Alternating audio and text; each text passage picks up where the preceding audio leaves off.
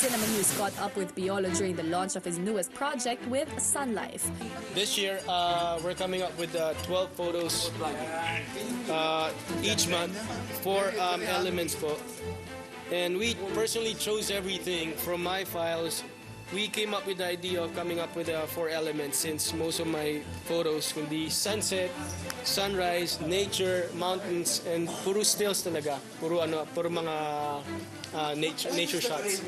Piolo also lets us in on a possible project with National Geographic. I'm actually hoping to do a thing for National Geographic. Not siguro photos, but to really represent the Philippines. And there's a proposal. I hope I get the chance or I find a schedule to do it. I love to be a Filipino. I was born a Filipino, and parang anything to represent, anything to help promote our country, I'll do it.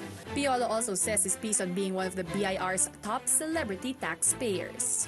I am an honest taxpayer. Everything is in black and white. Everything for me is in black and white.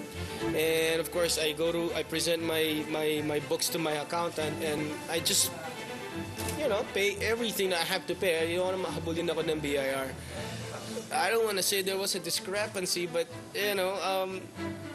anything to help our country, pay your taxes on time and pay it right. With less than 3 months before the year ends, Piolo still has his hands full on upcoming projects. I have a tour in October this month in Europe. I'll do Japan, Guam, London, and Dublin, and then come November we have a Christmas concert in Greenbelt. And then in Valentine's Day with Mr. C. Hopefully by December or before the year ends, makapag-start na ako ng isang movie. Start counting. With whom? Confy pa po eh. But I'm coming up with an album. Di ba nakapag-record pa ako? I'm coming up with Decades2. From Decades1, 50s, 60s, 70s. This one is 70s, 80s, 90s, and 2000s. So aside from taping Noah, I'm recording, and it's going to be launched in November. From his career to his love life, rumors surrounding his mystery date with publicist Joyce Ramirez. I only got to see each other twice, I think, during the pictorial for 100 luminaries. And so I was surprised to actually see our photos together. You don't text? Hindi po, I don't know her number. And she's a publicist. She's a publicist, Joyce Ramirez. But she's a good friend of mine. For young husband, is that right? Yeah, but she's a good friend of mine. She's nice. She was really accommodating. And Piolo also revealed another reason why he met up with Joyce. But she has a good connection in Hollywood. She was saying, so we don't know, So we'll go from there.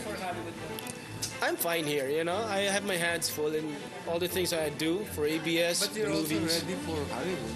Well, if it happens, it happens. But I'm masaya na po ako sa buhay ko.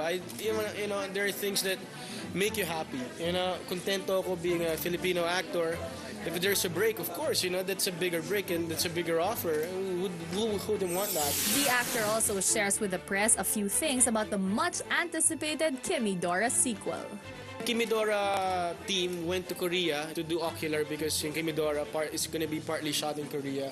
Piolo ends the interview by saying a special message for Judai and her new baby. Wow, congratulations, Judai. Gosh, finally si Lucho has come out.